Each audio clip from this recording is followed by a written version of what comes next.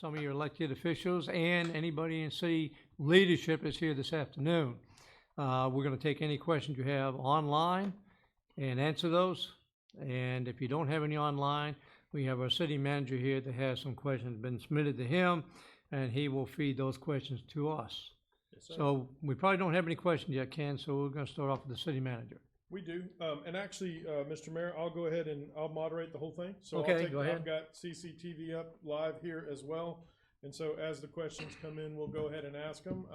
We did have two questions that were posed to us before we got started, but if it's okay with all of our elected officials, so we have our city clerk, Ms. Betsy Roy, our mayor, Mr. J.B. Witten, and one of our council members, Andrew Rinse, and so what I will do is I'll pose one question to, I'll pick somebody and we'll pose them a question, and then if someone wants to follow up to the answer, then we'll allow you guys to do that. Does that sound good?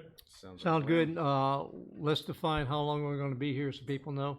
Well, it's supposed to be from 1 to 3, but if we don't get a lot of questions, then we'll stop when we run out of questions. Okay, all right, sounds Does that good. sound good? I've got about 20, so we'll see how it goes. All right. All right, so the first question that I'm going to ask, I actually would like for all three of you to answer. And we'll start, ladies first, we'll start with you, Miss Roy. What was your first office in politics? What was your first political office? City clerk of City of Crestview. That's it? All right. What about you, Mr. Witten? My first office as elected official was a city council here in Crestview. My last term that ended this year, 2015, 2019. All right. And then as a follow-up to that, why did you get into politics?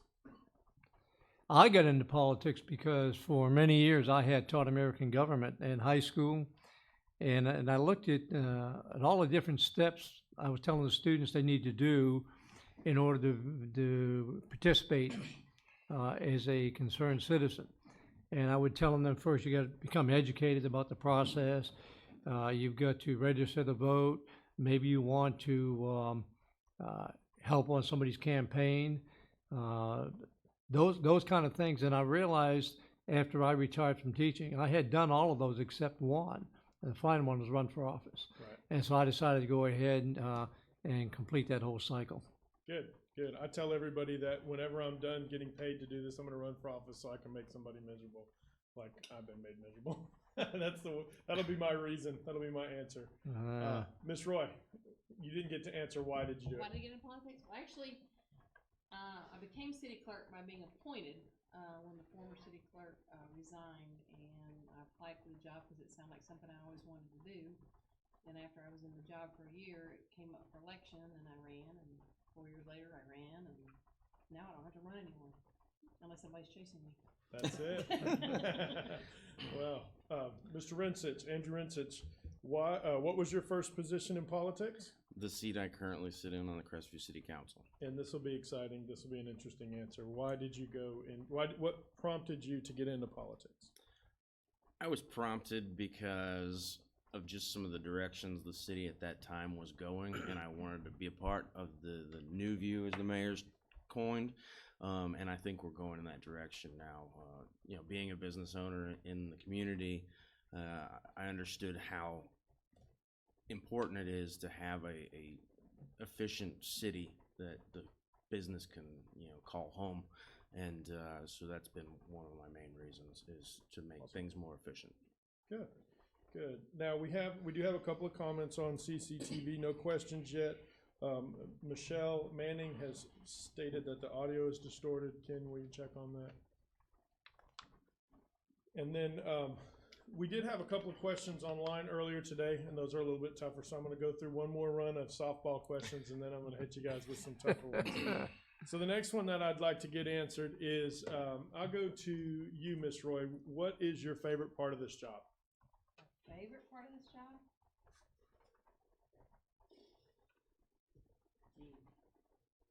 It's such a interesting job dealing with citizens every day. I don't do as much of it now, but the financial part of it was really my favorite part of it, working on the budget, right, making everything balance and everything. So I don't do as much of that anymore, so now I got to find a new favorite part. I guess the agendas would be the second, working on the agendas and getting all those all put together on time and out. Good, good. Well, from the finance side, you still help me keep me straight, so that's probably actually harder than having the full operational control over it. Mr. Witten, let me ask you this question. What is your least favorite part of this job? Wow. So many things I enjoy about it. The least favorite part of the job would be probably reading some of the remarks on Facebook. You know, some people just give up on Facebook. They say, well, I'm not going to read it because it's, you know, people can say anything they want to say on Facebook. I refuse to do that. I maintain both a personal page and the mayor's page, and also members on Crestview Citizens for Change, Crestview Commuters, several different Facebook pages, because even though I don't like some of the remarks, I feel obligated to at least find out what's on the people's minds. It doesn't mean I have to react to all of them. And some of them just tell me that we have people out there that don't really understand sometimes how the government operates. Sure. And that's why I would invite them to come city council meetings or engage in activities like this, to find out more about what we really do. Absolutely. I'll let you take a swing at that one also, Councilman Rinse. What is your least favorite part of this job? I've only been in the seat since April 1st, so I haven't had too many issues come up that I could say I didn't necessarily care for. If I would have to second Mr. Witten on the Facebook, you know, I as well maintain a personal and a city, and I echo that a lot of people just don't understand or have the knowledge of what's really going on, and you know, we take the ridicule. You know, it is what it is, and we try to keep moving on with it. But right. Some things, it's just you want to reach out and try to, how do you explain it better to that person? But you know you can't. You can, but you shouldn't. Right. Yeah. That's what I keep being told. You shouldn't answer those. Ms. Roy, do you want to take a swing at that? What's your least favorite part of being an elected official? And you cannot say working with me. You just ruined my whole. I mean, it's probably the same thing. I think in the 7 years I've been here, I have answered a Facebook page once, and I typed it out 3 times before I did it, because it was somebody who had gone through the budget and found all these errors, and I went back and checked their numbers, and they were totally wrong. Right. And that was one of the few things that I've ever answered. Now again, my husband tells me not to look at them. Right. I do. I think that one of the things that our council members, that our citizens appreciate the most about this council, though, is that we are engaged with the community on Facebook. Agreed. So I appreciate the fact that you all stay engaged. We read the questions and we sometimes shake our heads. But so let me ask you a question. We do have one on CCTV, and again, if you're watching us live on CCTV, please feel free to ask us any questions that you might have. The first one that we've got is there any future plans to update the facilities for our children? We'll let you start with that, Mr. Mayor Witten, and then we'll move to you, Councilman Rinse, and then I'll help you out if you need it. Yeah, well, absolutely, and you know this as well as I do, Tim, that we're doing, right now we have several programs in progress to establish some new parks and to enhance ones we have. And one of the things that our city manager, the moderator today, is doing is he's doing a complete facilities analysis across the whole city and to determine what our needs are. Because we recognize, as some of the citizens do, that we have some things that could use improvement. And so we're looking at those. But it's not one of these, we're looking at these, we're going to talk about it 5-10 years down the road. This is part of the new view. Part of our strategic plan is to look at what we have right now and how we could improve it, which includes recreational facilities.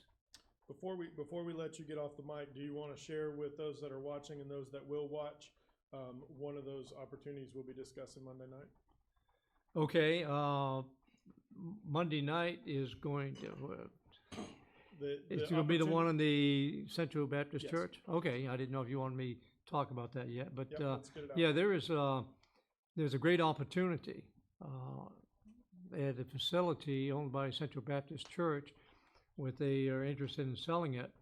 And it's in great condition. The city manager and I went over and toured it the other day along with Public Services Director and our Community Development Director. Went over there and looked at it. It's a self-contained fitness facility, has a basketball court, has workout room, has a kitchen in there, has a racquetball court, swimming pool. That's a big deal. Swimming pool on the outside, Olympic-sized swimming pool. And we're looking at it, and the city manager will bring that proposal to the city council on the 28th to see if there's any interest in pursuing that. And if there isn't, then we won't go any further with that. If there is, then he can start looking at what our options might be. Absolutely. And one of the things that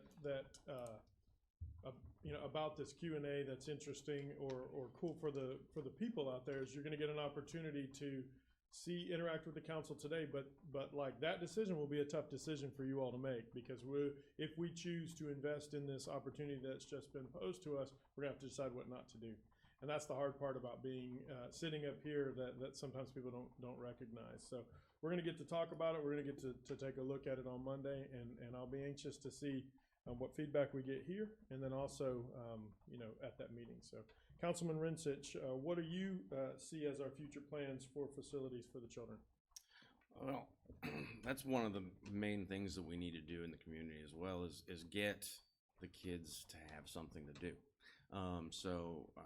Coming with the skate park that's going to be coming online, we're working on that. Coming with the Frisbee golf, the RC track, all those little entertainment benefits that we can try and help and foster and grow. That's what I want to really continue to see. And with some of the new efficiencies we've gotten through having a city manager, it's going to allow us to actually free up some funds and shift and shuffle funds a little bit easier than if we had multiple people at the helm. Sure. Good. All right. The next question that we have is, this is a great question. This is from Christine Sabu. And it says, how is the city council a resource for the community? And then the follow-up to that is, how can the residents best use the city council as a resource? So we'll start with you, Councilman Rinse, and then we'll let you answer that, Mayor Witten, and then we'll even let Ms. Roy get in there on how they can use you guys better.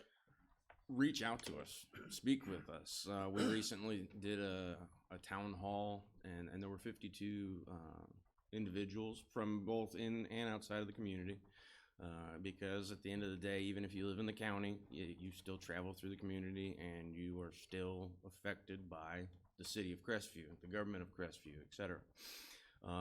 So the best thing is to get engaged, to continue to come to the meetings, to monitor the Facebook channels and see when we're having events, and then reach out to us if you do have an issue, because if we don't know about it, we can't fix it. Sure. And I think also to support the things that you support.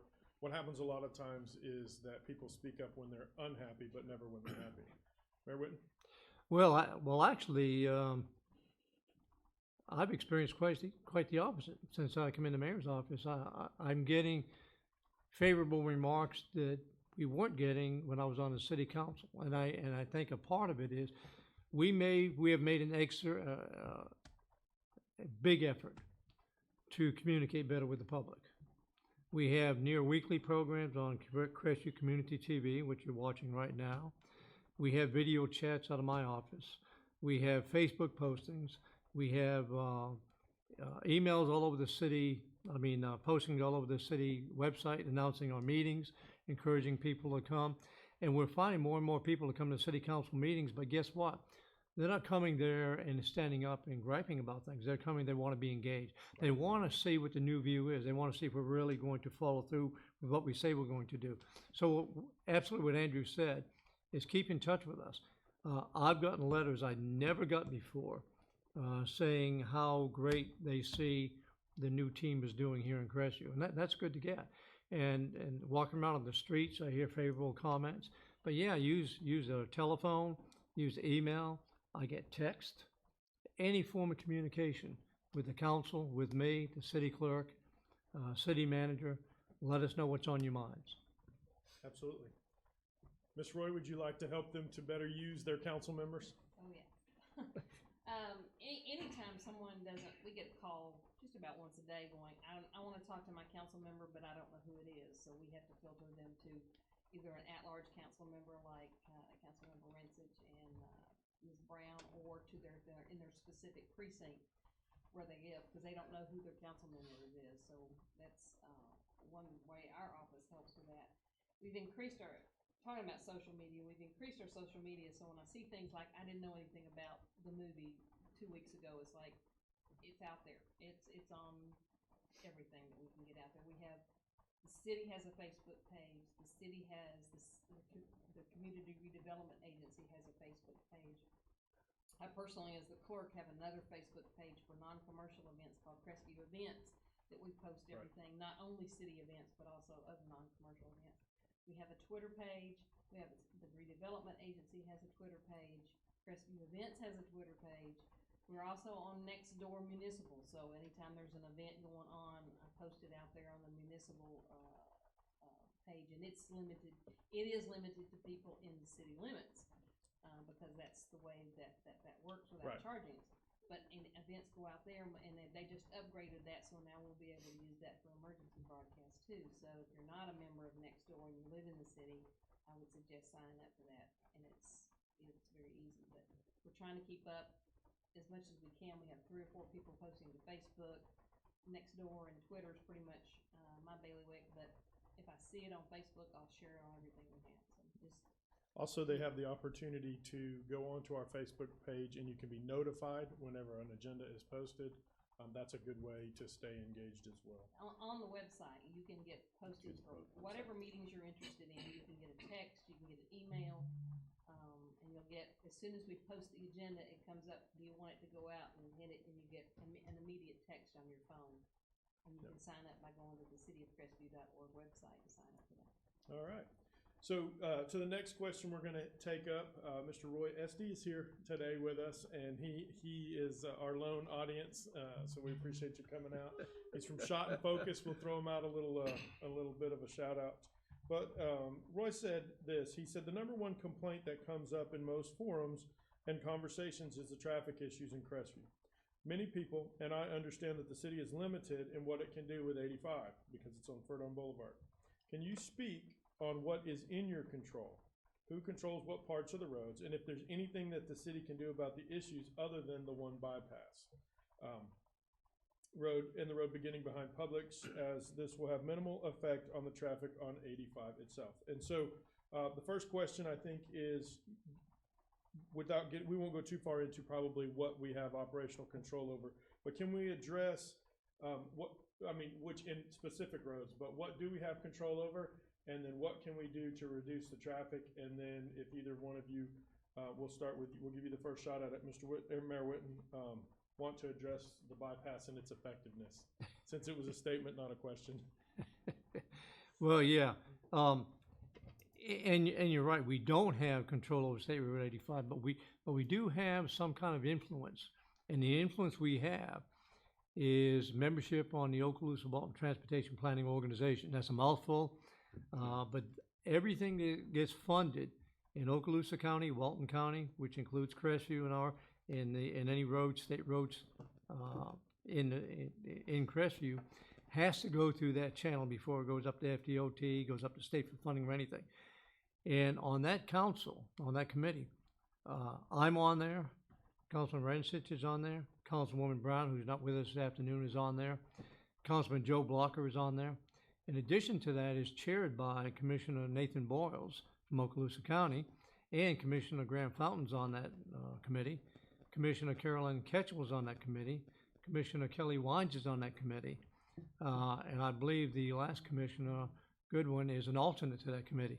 So what I'm saying is we have a lot of influence, but the process in the state of Florida, like most processes, is kind of slow, because you can't get anything moved up in priority until you can find funding for it. You can prioritize it, but until you get money for it, nothing's going to happen.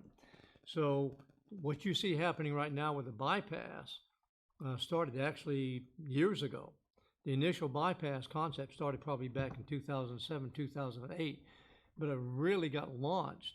The last extension we're having right now, moving from where the overpass is now to Highway 90, came about because we finally had a transportation meeting that put the city, the county, FDOT, state legislators, Eglin Air Force Base, and the Triumph Committee all on the same page.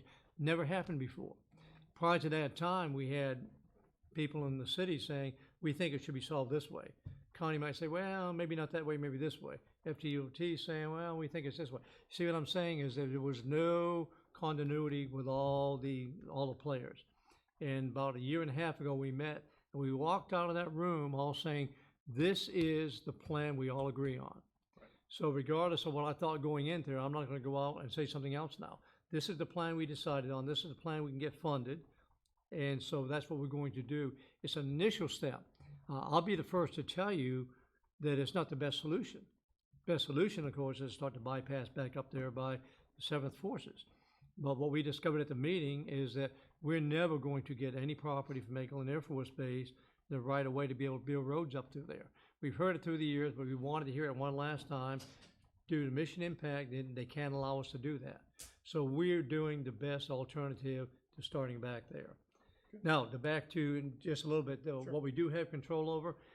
We did a traffic study probably about 6-7 years ago, and the recommendation to us was the best that we could do in Crestview, since we couldn't mess with State Road 85 or US 90, is for us to try to build parallel roads or connector roads to get people off the 85 as much as possible. That is our plan, and as you see, right now, we have come up with the funding to do a connector road that we're gonna go between 85 and the new bypass going through PJ Adams. We have other connector roads that we're trying to get funding for. We've actually done some parallel roads in the past. So our whole approach now is gonna be focused on that, what we can control, the city streets, try to enhance them to get people off the main road. Very good. Councilman Rinse, do you have anything to add? You covered pretty much all of it. I mean, we've got a really good task force right now that is aimed at taking this on head on. It's a huge economic issue at all levels of government, even at the state. They see it, they realize it at FDOT, and you know, the funding coming our direction from FDOT, it shows us that they see it. So as far as what we can control, we're going to do our best by utilizing our city staff, our OWTPO staff, to give us, as the leaders of the city of Crestview, the best guidance as we make our decisions. And the task force that Councilman Rinse referred to is our North Okaloosa Transportation Task Force. What's cool about that is we just set that up, and that is a group of staff from the planning and engineering staffs of both Okaloosa County and the city of Crestview to address to create a North Okaloosa transportation plan, so that when these teams, whether it's the city or the county as the authority having jurisdiction over development, that they're looking at it in light of a plan that takes into account both, which is cool, because up until now it was, if it's a county project, the county looked at it, they did traffic counts and so on and so forth. If it was a city project, we did it, and everybody acted like we lived on independent islands that didn't communicate. And so with this transportation task force, this is something that Trey Dooley, one of our planners, is heading up. Everybody is going to be a part of developing that plan, from a staff perspective. So they and then we'll have citizens on that committee as well, but they'll have an opportunity they'll know what's best in the big picture, which is what I think is a little bit of the misnomer to the fact that the city has no control over 85. Because we control development all along 85, and so how we interact, it's true that we can't do anything to widen it, that's absolutely true, but we can help to plan better how impacts are sent to 85. And then, like Mayor Witten discussed, and I think did a great job explaining, is that we have, with the East-West Connector, we'll be reducing traffic on 85 because of how, on the south end of 85 down by the interchange, also adding a new interchange onto the interstate is going to reduce it. And I sat in a room with like 23 engineers. It was the most interesting, boring day of my life. So over 8 hours of listening to those guys talk about statistics and the science behind the bypass, and the science absolutely says it will reduce the traffic on there. I see your comment, Haskell, we'll get right to you. One more from Mr. Estes. He said, activities for the youth are essential, and we appreciate new events that have been set up like the movie nights, but we need more activities, sports, clubs, organizations for children to participate in. We love the big four sports, football, baseball, soccer, and basketball. But what is the city bringing forth in the next year that children may not be interested in those sports or might not be athletic would be able to benefit from? I'll let you take that one first. We'll start with you, Mr. Rinsich. Here recently, we just did a partnership with Dr. Shu. That's going to be a large development just north of the city. That's more aimed on the STEM, so the education piece. That's going to be something moving into the following year we're going to be working on. A lot of the clubs, we can't create them. We can foster a great environment for them to come here.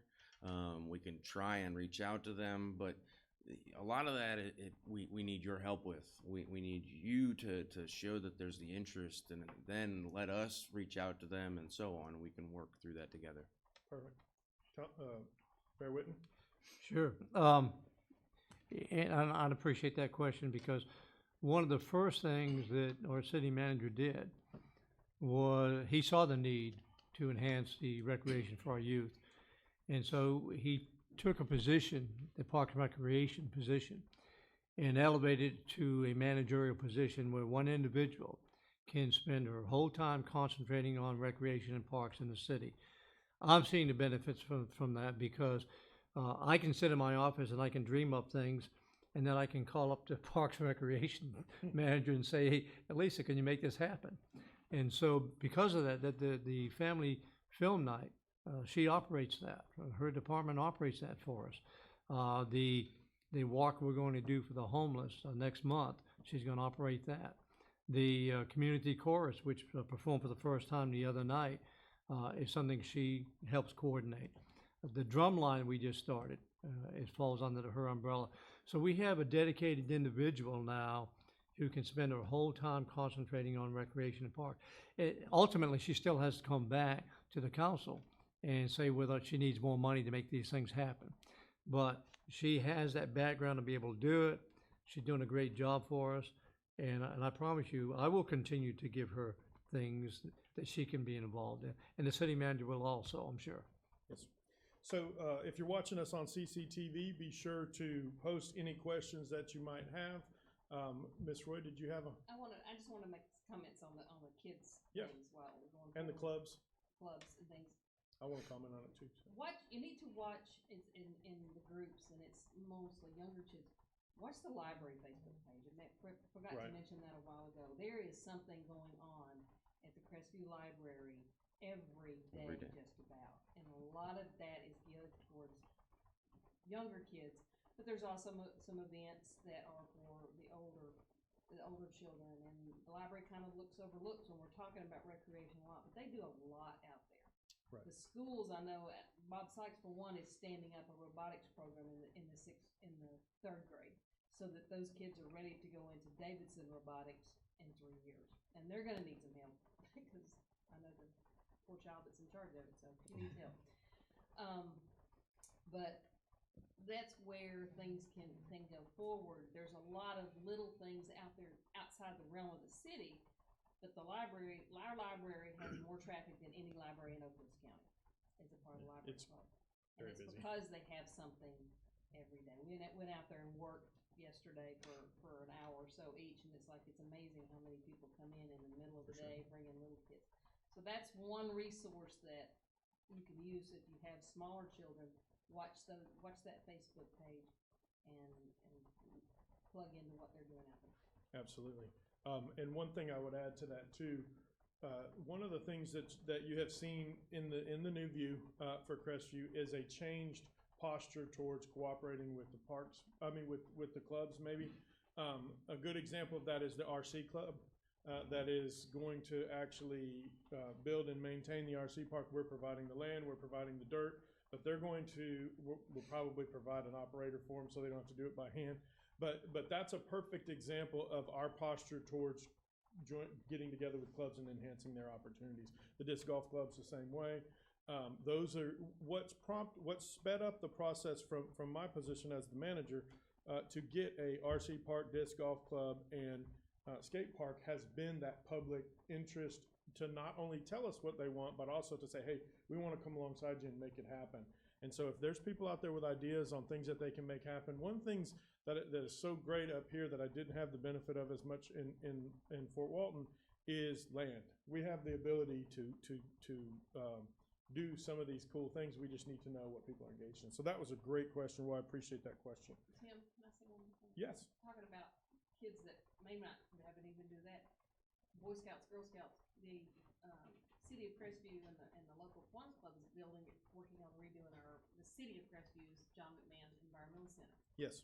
And it's in the process because the old building had asbestos and falling down. We built a new building. We're going to have a park. But that is an area, if you're not aware of it, every tree in there's a tree in that park that's one example of every tree that's native to the state park. And it's an Eagle Scout program. Just about every 3 years they go out, rename them, and do it. There's a big pavilion there. And it's an area that we could use more partnerships because there's a lot of work to be done in the new building and getting it set up and getting it fixed and keeping the walk path done. So that's another way where people, if there's teenage groups or scout groups, or we actually use the Young Marines to build the walk path and a couple of scout troops.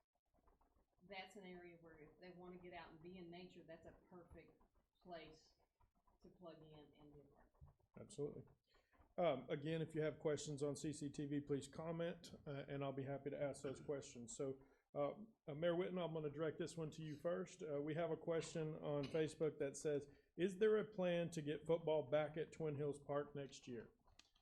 Now, if you remember, what happened is we did not have enough participants in our football program this year, so we did not have a football season. You know, I'm the kind of individual, I don't do a song and dance. And that is, I don't know the answer. I don't make up an answer and then say, hope that does well. I don't know if there's a movement to bring it back, so I'm going to move that question over to the city manager, who I'm sure has knowledge of that. I was really looking forward to seeing you dance. Can I ask maybe a follow-up, Lee? Yes, yes. Obviously, one of the main reasons why we were unable to stand up a football program, tackle football program in this year, there's so many choices. We have Baker, Right. Warner, and Kaya. Yeah. Has the city considered switching from tackle to flag football, which has been extremely popular in Niceville and in Fort Walton Beach and in Destin? And that's something that we don't have here that would give parents an alternative who don't want their kid playing tackle ball. And you have the facilities, you would just not have to worry about the capacity. Right. So was that a softball pitch, or did you? Sure, you can take whatever you want. Well, I didn't know if you knew the There's answer. no lead up between the two. I didn't know if you knew the answer. So Mr. Estes asked the question, have we looked into flag football? And the reason I asked you if it was a softball pitch is because we absolutely have. And we've actually got a flag football group that has been meeting and playing on Sunday afternoons on our fields. That's kind of a test group for us to see what feedback we get with that. So that's why I thought maybe you did not know that. Okay. It's a great alternative. So it is a great alternative, especially with the feedback, that local government gets on how hard they hit and how good are the helmets and how long are the helmets. You know, with the more we learn about impact Safety. football, the more cautious, obviously, we want to be about our youth. So, to answer your question directly, we absolutely would like to have a full program for football, baseball, and soccer. At least, at the minimum. We did not have enough students this year to do it. There are several reasons probably behind that. One was mentioned in that we have competing interests between Pop Warner and Kaya and the Baker teams and all that. So looking at a way maybe to develop travel teams and that kind of stuff. Here in recreation, we have always tried to provide an opportunity for everyone to play. That's the motto. Everybody gets to play. And so maybe not everybody gets a trophy, but everybody gets to play. I won't start that. So what we need to do, what we've been needing to do is create a draw to get enough of those kids to play, because some of the other agencies or entities, it costs a lot more money to play. And it's people who are a little bit more serious about it and trying to go somewhere with it. So we've been in competition with these private clubs. And so one of the very first things we did as the new view, Mayor Witten and I sat down immediately with both of the leaders of those two private clubs to say, look, how can we all work together? So that's something that we'll be doing as we continue to move forward. Also, we need to do some things for practice fields and stuff like that. We have one field, our field is not 100 yards. So there's some issues with that. And so as we work through strategic planning for parks and recreation specifically, which will actually probably be going into next year, a parks or a recreation and cultural services is the direction that I'll be presenting to the council after the first of the year. There will be more focus. We will begin to prioritize the sports based off our population and what the interest levels are, and we will put some focus on those so that what we do well. Okay? So I hope that answers your question. Ms. Haskell. All right, so right now, again, if you're watching on CCTV, we're waiting for more questions from you. So in the meantime, I will hit you guys with some of the questions that we have over here. Let's start with, actually, I would like for all three of you to answer this question. So ladies first, we'll start with you, Ms. Roy. What is a previous Crestview City Council member that you admire or look up to as you serve in your role as an elected official? Wow, I have to think back through previous councils. I told you they weren't all easy questions. Thank you, appreciate that. So, I either tick somebody off or I make somebody really happy. Could be used to that. Huh? Could be used to that, though. Well, that's very true. I mean, the current council we have, I think is one of the most cohesive we have, so I'll get that little message out there. Yeah, that was nice. Yeah, like, A little soft. I'm trying to think. I mean, I enjoyed working with Mr. Fairclough. Unfortunately, he's no longer with us. I had his help for a very short period of time. She was very outspoken and very adamant about how she wanted to do things, and that's admirable in this environment to be able to do that. So, Yeah. well, that's all. All right, Mayor Witten, what is a previous council member that you either look up to or admire as you fulfill your role as an elected official? Well, that's easy for me because this individual was a bit controversial when she was on the council, but I admired the fact that she said what was on her mind. She stuck to her guns. She was eloquent when she spoke, and that was former Councilwoman Robin Helt. Wow. I admired her. In fact, I followed in her position.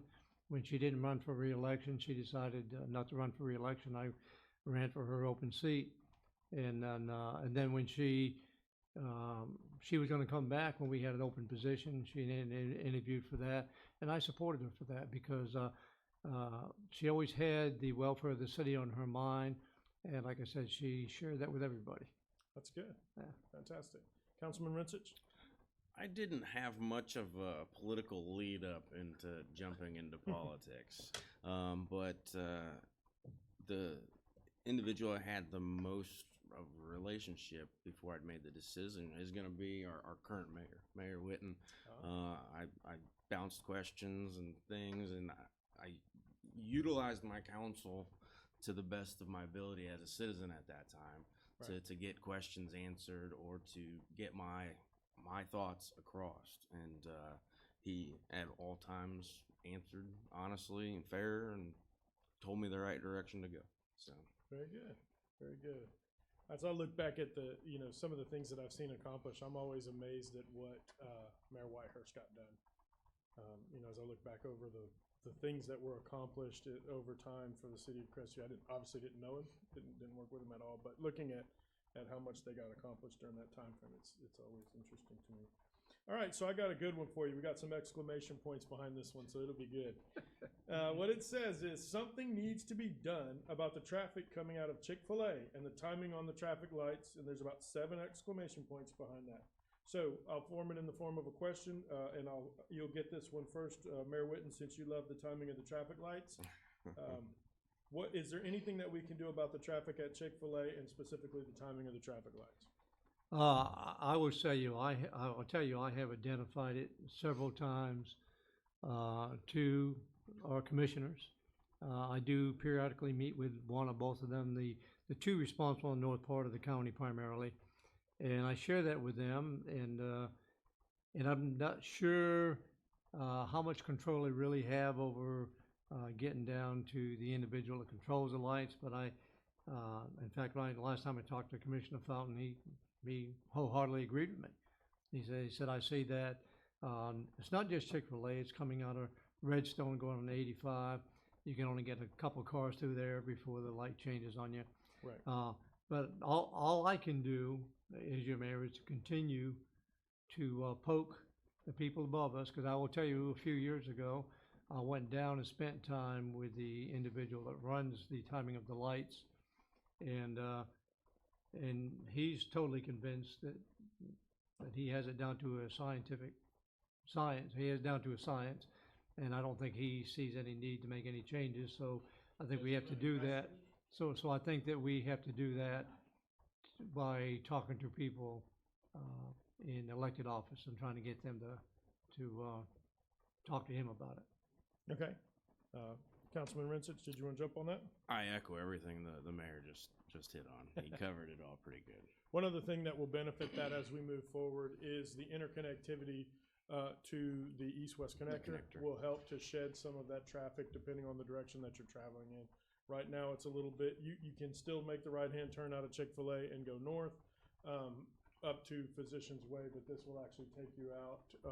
So if you were going to go, if you live on Antioch Road and you're leaving Chick-fil-A right now, you have to fight to get into a queuing lane that's not long enough. You have to make a right-hand turn, go south of the interstate, and then turn up PJ Adams to get all the way back to Antioch Road.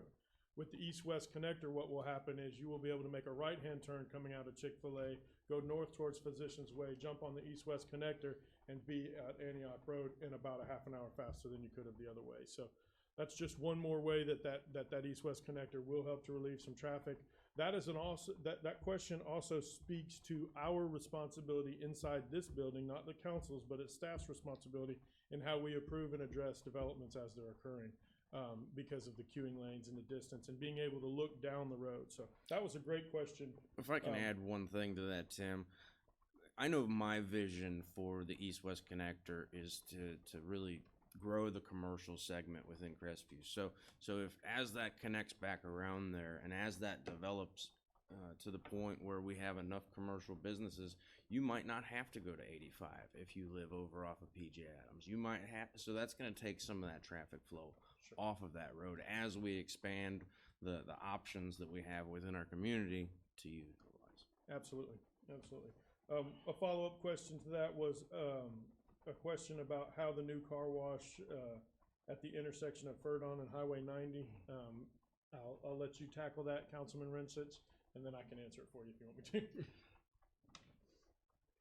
I have not seen that development order. Okay. I believe it was before my time, but Right. I am happy to have another business coming into the community. Right. So there is a car wash that's locating on Highway 85. You'll see there's big, huge piles of dirt in their yard right now, and really the entrance and exit of that will have to be off the service roads on the backside primarily. So that's a tough location for it. It was approved quite a while ago because I asked some of the same question. But it'll be interesting to see how that goes. We did have a question that's fallen off of mine, so forgive me if I summarize it. But the gist of the question is: are we taking? I'll start with you, Ms. Roy, and then move to Mayor Witten. Is the city taking any steps to address gender equality inside the city? And I'm assuming it was by employment as the question. So, Ms. Roy. I was reading the question before, and I'm not sure if he's talking about, because we were talking about sports when it popped up. But I don't know if she's talking about sports or hiring. I mean, if you look at City Hall, it's pretty much the opposite of what is, it's mostly women working in City Hall. Right. I'm surrounded. You're surrounded. It's probably what keeps you in line. But, that's, I don't know what that question was entitling, if it was talking about sports, if it's talking about, fire and police. Activities? Okay, then that, I can't really address that one. Like I said, I know that we hire, and the police department is always actively seeking, female officers, and the fire department has several, female firemen. But I don't know, exactly what it was, if that's So, what it's referring to, well, I can't answer that. So her follow-up to that, and thank you, Angela, for providing for us clarifications, especially since it fell off mine, but it is for youth sports. So the question specifically is there anything we're doing for gender neutrality in youth sports? Mayor Witten, would you like to talk about it at all? Well, Have you ever received this question before? no, I never have, but I certainly would think That's a great question. that anything we do in the city should be gender equal. I mean, shouldn't make any difference, boy, girl, one playing the sports. If we've had any issues, no one's ever brought them to me. And if we do have an issue, then I appreciate somebody notifying me, and because we work as a team, they notify me, and then I come notify you. Right. But I'm not aware of that, but certainly that should not be an issue at all. Right. In any sports that we have, we should be able to equal male, female. Yeah, we and Ms. Etheridge, I will tag on to that. This is the first time I've had this question, so if there is an issue with it, we would like to know directly. But I will say that just within the last few months, we did put Ms. Elisa over our recreation programs, and I am confident that she is interested in equal and fair distribution of the opportunity to play sports. So we've actually had that conversation. So that's a great question, and it's good for us to be aware of. Roy commented on there that instead of fixing the traffic light for Chick-fil-A, we just need one on the north end. Another question was, so the connector is no longer going to be on I-10 road frontage? Councilman Rinse, do you want to answer that question? Or are you familiar with the original layout on Raspberry Road? Okay, correct. Yes. The connector road is no longer going to be on the south side of Lowe's or Raspberry Road. Why is that? It just doesn't make sense. I mean, we need to get traffic pushed further up, away from the interstate, further away from the intersections we already have problems with. And so we pushed for, I believe it was 5A prime. Yes. It pushes it up as far north as we could go for the planning purposes. And it actually ended up being the best fit for the way that the topography of the land lays out. And anything beyond that, I would have to defer to staff. The only other thing, that you did a great job, especially since I quizzed you on it. But really, it's about smart planning. It works to create a grid system. It did not make sense for us to add another road that paralleled I-10, especially with the potential of having an interchange between them. So this pushes it up. It allows us more developable space, and it begins to create a grid system in a bunch of undeveloped space. So it was good. I agree with adding Chick-fil-A on the north end. That's a great idea. Sounds like a business model for you. All right. All right. This one's for you, Mayor Witten. New to this, is Target coming to Crestview on the north end? I would like to tell you I know who's coming to the city, but what we found, at least my 4 years on the council and my first year as your mayor, that regardless of how we look at it, businesses really choose us. We can express our desires. We can't ever force anybody to come here. All we can do is make ourselves as attractive as possible for businesses to come here, and I think we're on the right path to do that. When you look at not only just working on your roads, but looking on what you're developing along the roads to make it user-friendly. When you look at making it friendlier for restaurants to locate where they want to be, like we're doing with the modifying the alcohol ordinance, those kind of things. See, the businesses already know what our population is. They know what our traffic is, how many, we get over about 52,000 cars a road going on north and south on 85. They know what our median income is. They know where people go to eat. So what we've got to be able to do is fix any other thing that we think will be attractive to them, and that is certainly to keep them out of being congested any more than possible, give them any kind of incentive to come here, whether it's any kind of breaks on impact fees, which right now, we don't have any impact. We have certain impact fees. You always have to have water and fire, stuff like that. But we don't have the traffic impact fee we had at one time. So we are making ourselves attractive to businesses like that. We do have an individual who works for us doing that. And as you know, Tim, we have been contacted by at least one representative who want to look at us for bigger businesses. And for whatever reason, we invited them here and they decided not to take us up on the offer. So they do their homework and then they decide, do we want to go and place a visit there? And then once you place a visit, do we really want to go there? And at this point, we don't have Target telling us they want to come here, but we will do everything we can to make ourselves attractive, not just at Target, but any other big business that we need here on the north part of the county. Yes, sir. Does anybody want to take a shot at that, swing at that? The more efficient we can make the government and who those businesses have to interact with on a daily basis, and the distribution channels that those businesses are having to utilize on the roads, as efficient as we can get those, we will start to attract more businesses. But I'm not aware of any either. Yeah, Target is going to be hard.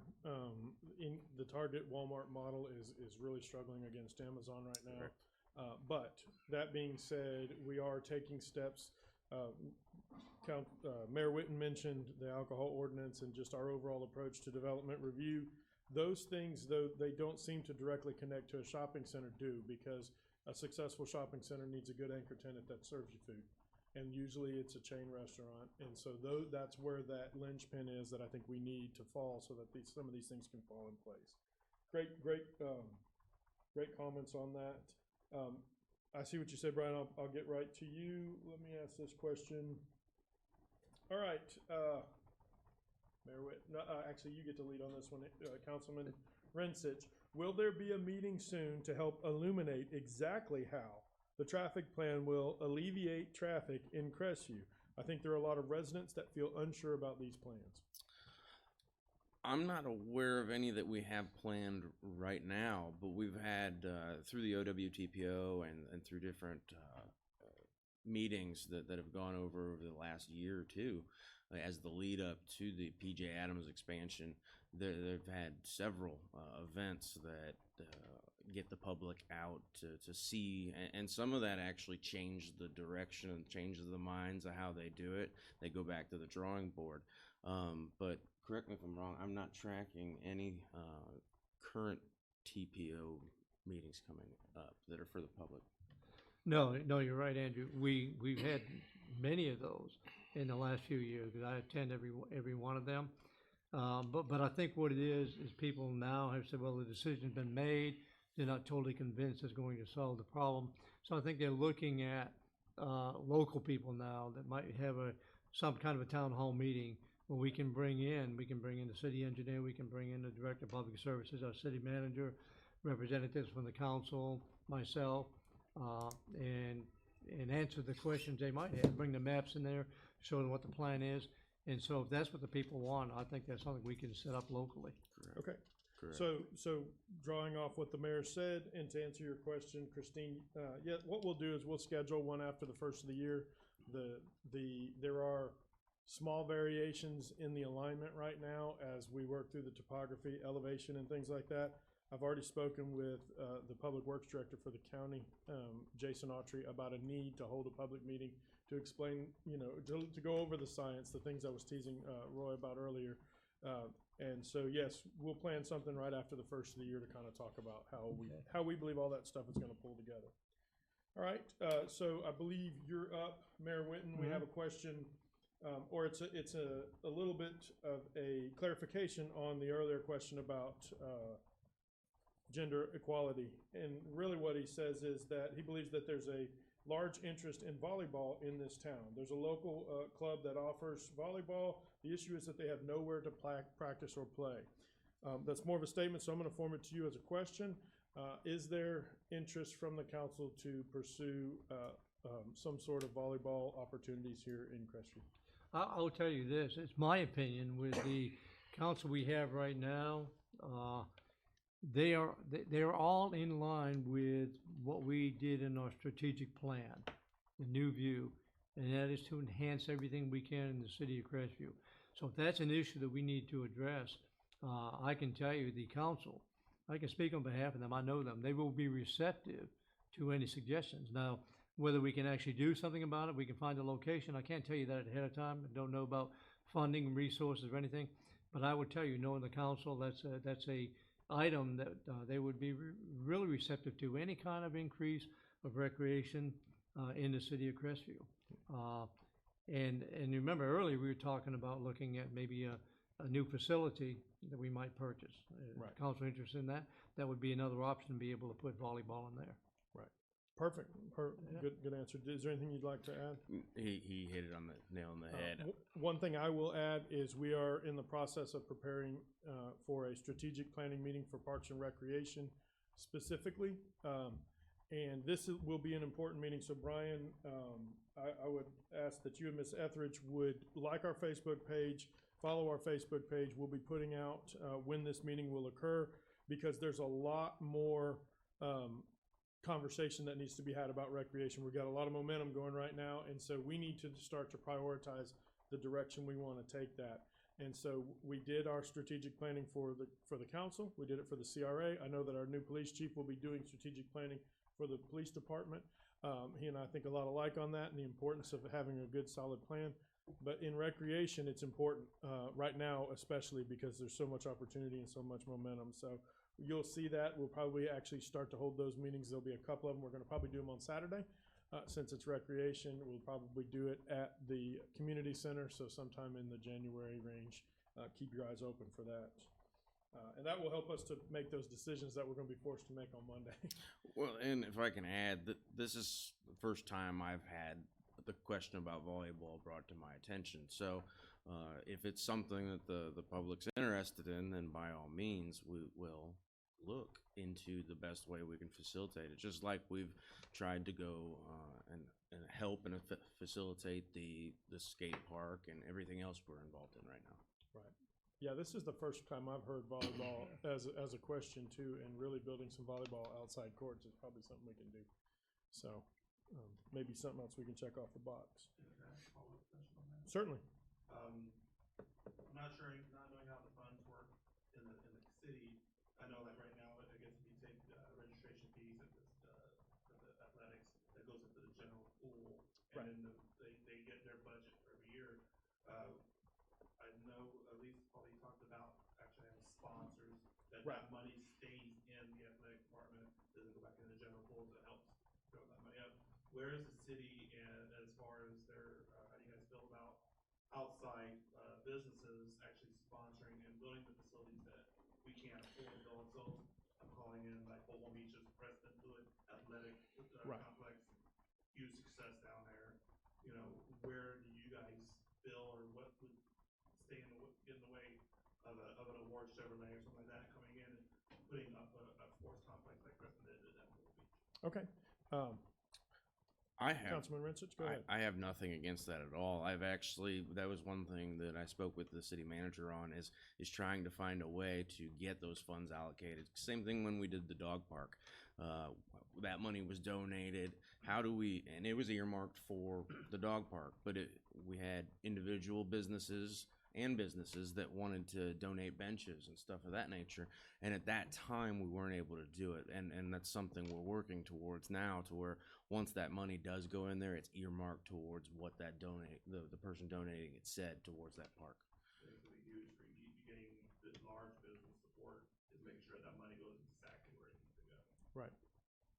Mayor Witten, did you want to follow up to that? Well, no, I would just say, you in the process of looking be able to line item things in the budget as we get donations, that they will go exactly where the people want them to go. Not if they just donate them to resources or recreation, they're out there in recreation, but if they say, I want my money to go to the skate park, then we would have a separate budget line item just for that, for the skate park. Kind of like what we did with the dog park, but it was a little bit different there. So, Well, and you're working on getting that into the budget, right?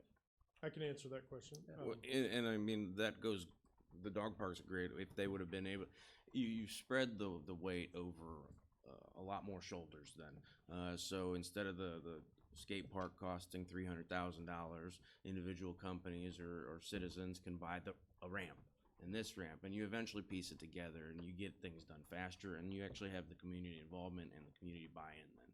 Right. So to speak specifically to that, we have, the short version of it is there has been a previous legal determination that because of our no commercial activity on recreation property, you could not have sponsorships because it was deemed as advertisement. That is no longer the opinion of the city. So council will get in their regular meeting in November, they will actually get to review a finance policy specifically to the allocation of sponsorships and donations, so that because of the way the ordinance is written and previous interpretations of it were that way, I'm going to provide to you a very specific policy, internal policy that you will then approve, which would say, okay, this is a deviation from the ordinance. So that will allow us to create line items in the budget where we take in money specifically towards the skate park, towards the disc golf course, which is already funded. So if you want to donate to the skate park, volleyball courts, those kind of things. We will be up and running on that by November. And actually, we're doing it already. We're ready to do it right now, but council will get to see the policy so we can kind of just stamp that thing home. In addition to that, the next question that we had before it falls off my thing here, I want to make sure I grab it, is there was a question, actually I already did, but there was a question about whether or not we intended to build a public pool on Old Bethel Road. Apparently that was a previous plan. Would either of you like to speak to that? Mayor Witten.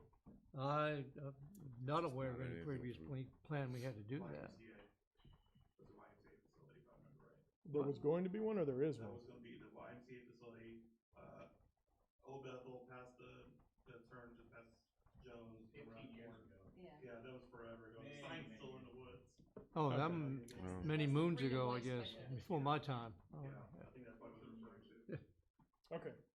So the answer to that question is no, we're not. Not However, this we time. will be discussing whether or not to purchase or to pursue the purchase of the rock facility owned by Central Baptist, which does have an Olympic-sized pool. It's not really a community pool necessarily, but there are Olympic-sized lanes, and it has some benefit to it. So we'll be talking about that on Monday night. So if you want to be a part of that conversation, feel free to come and visit us on the 28th. Lots of room for volleyball. Right, and there was a, right, Ken said lots of room for volleyball. However, the question is to have it outside too, but we have plenty of room for it outside as well. So volleyball, that may be something we get done out of this. All right, the next question for you all is, first, well, we definitely want to recognize that our Crestview Bulldogs have won in volleyball 11 years straight, champions 11 years straight, the state champions. So yeah, we probably need some volleyball courts. Plus, I know that the chief's daughter, police chief's daughter, plays volleyball. So there's a shout out to Jet. She will maybe get to play on those new courts. So, all right. The next question that we have is, are there any plans for developing anything where the old flea market was next to Lowe's? Councilman Rinse. I would love for it to be developed. It's just a matter of the right person coming in with the development. And as long as it fits all of the requirements by state and the city of Crestview, then I will be for having that developed. But I'm not aware of anything at this time. Okay. Yeah, obviously, I'd love to see it developed too. I think there are two drawbacks. Number one is the outstanding, when it went under. I think the outstanding balance is kind of prohibitive what people want to pay for the value of the property. And number two, the topography is going to be a challenge to put anything you want in there. People don't realize sometimes how difficult it is to develop things on uneven ground in Crestview, which we have a bit of that. If you look at one of our facilities that went in by the hospital, one of the senior living facilities, they put in about 4 or 5 years ago. The individual that built that told me after they got going, if he had really gotten the full report of what he needed to build in there, he would never have built in there. It was quite a challenge for him to get in and stabilize that to make a solid building in there. And so I think there's a challenge down there by Lowe's also, topography challenge as well as a challenge of the money that they're asking for. We also, the one thing I will add to that is we do have quite a bit of interest in a little bit north of that at the Physicians Way connection point where the EastWest Connector will come in. We have several developers looking at that property, and we feel like something will move on that this year. The next comment is, no one uses the sand volleyball area here at Twin Hills. Maybe do away with it with the sand and see what demand is. Yeah, I'm not following that. All right, so the next thing is,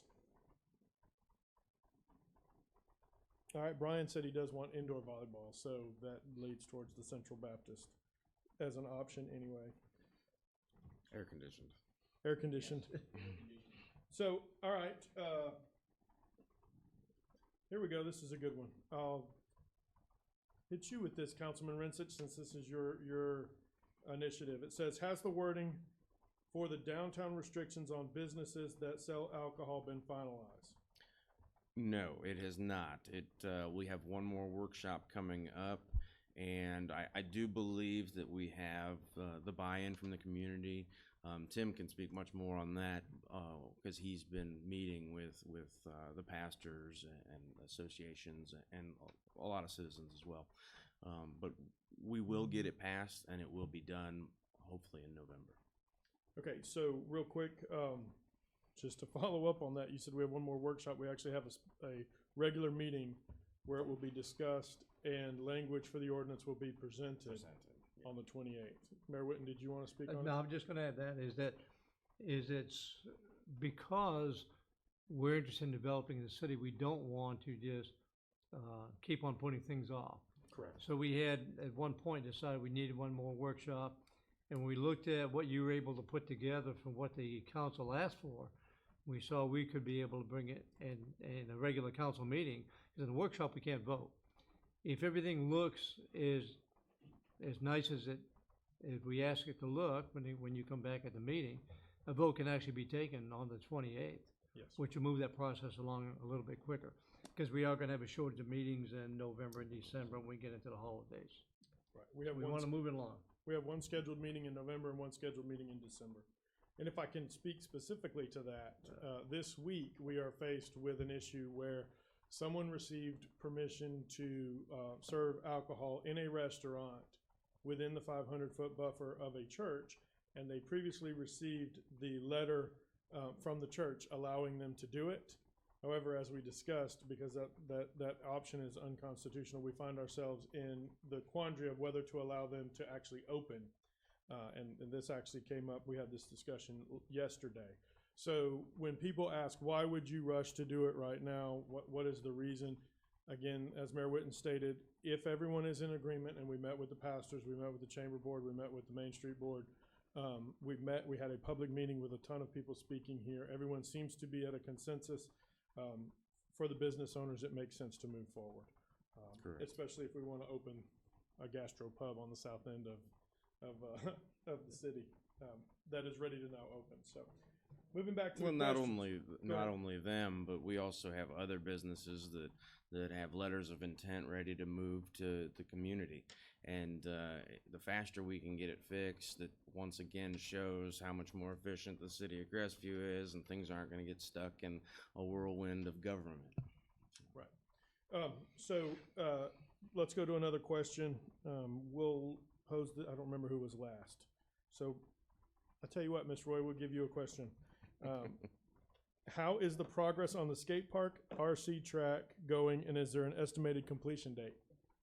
I will defer that question to the city manager, because I really have no idea.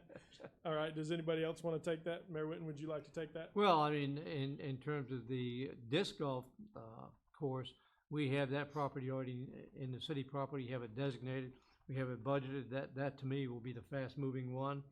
And the skate park, as the city manager said before, is going to be, is what we call a triple P or a P3, and that is a public-private partnership. And that is, we're gonna allow business to come in and work with us, we'll supply the property, maybe the manpower to develop the park. They will be responsible for trying to raise money, get the equipment in there. and then they'll be able to operate it as a city park in the partnership with them. And so that really, you can't pace that until you really know how well the fundraising is going, how you're going to get the equipment in there. So I would tell you the disc golf park is on a fast track, and the other two are contingent upon how quickly people can get involved and raise the money. Right. So the skate park, the RC park will be operational after the first of the year. That park is ready to go. It's been cleaned. You guys are gonna go over there and we're gonna do a ribbon cutting, on that in the next couple of weeks, probably, or month or so. So the RC park, just like the mayor said, that's a private-public partnership. They're on board, they're ready to roll. But as he said, on the skate park, that will be what we call a P3, or public-private partnership. That will require some fundraising before we can get that done, so. I would remind people that if they're interested in the disc golf, that the demo is November the 2nd. December, Second. November 2nd. November 2nd, November from 11 to 2 at the Northview Park, so that they're really interested in it, they come out to the back. All right. I got one for you, Councilman Rinse. Do you know, okay, are you all working with the county to buy land and build a new elementary school in the southeast area of the city? There's 500 exclamation point homes coming into Live Oak, Shoal River area. I wish that I could say, yes, we are able to take care of all of that, but that's the separation in the government. The county school board manages what land they purchase, where they put their schools, and we'll certainly work with them if they ever bring that to us, but at this point in time, they have not brought any. We know we need them, but we just don't have they would have to speak on whether or not they have the funding or not. Right. And not only is the land in the county, but the school is the county's responsibility. Unfortunately, we don't have any say in it. Yeah, Tim, and that's a big issue. The best we can do is, just kind of rattle the cages, is remind the district, because as you were talking about the task force, that's something y'all looking at right there. Yes, sir. You can't put 500 new homes down there and not pay attention to any new roads going in there. Right. And the current plan didn't have any new roads in there, so hopefully that's something we're looking at with the county in order to do that. I identified it to the county months ago, and so they're aware of it, and I'm sure they were aware of it anyway. But it's something you need to look at. But as far as the school goes, again, we got a good rapport with the school district. I'm sure they're aware they're going in there, but we can always rattle the cages, remind them. They have to be looking at that, because it's not just the elementary school. I was over to at Crestview High School a couple of weeks ago, and like any other school in the county, they're busting at the seams. Yes, sir. It's all about money. All right. Good answers. Both Jimmy Woodley and Brian Camerno asked how they can make donations to these two parks. Councilman Rinse. Would you like to go over that? Because that would. All right. Mayor Witten, Witten, would you like to talk about it? I believe you're developing an avenue for them to do that, Yes. so I'll defer to you. I would say all you guys need to do is reach out to my office. You can either reach to my office or to the city clerk's office, and she'll set it up. My phone number is 850-682-3812. That'll get you through to my staff assistant, and she'll set up for us to meet. We would love to partner with you and everyone else on these two parks. And I will say this to the council members and to the public: we have had a tremendous outpouring of people who are interested to be a part of the three parks that we're talking about right now: the RC park, the disc golf course, and the skate park.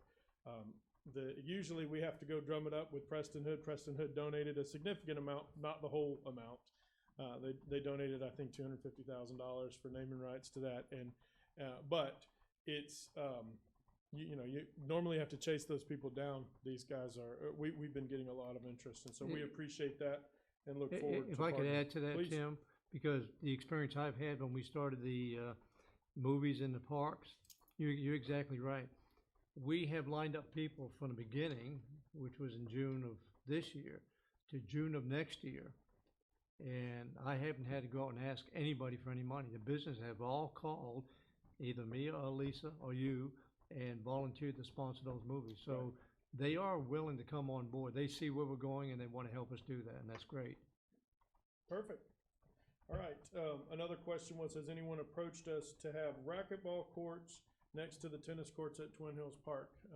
Mayor Witten, have you ever been approached on that I haven't been approached on, it, but I just happen to have seen a racquetball court. today?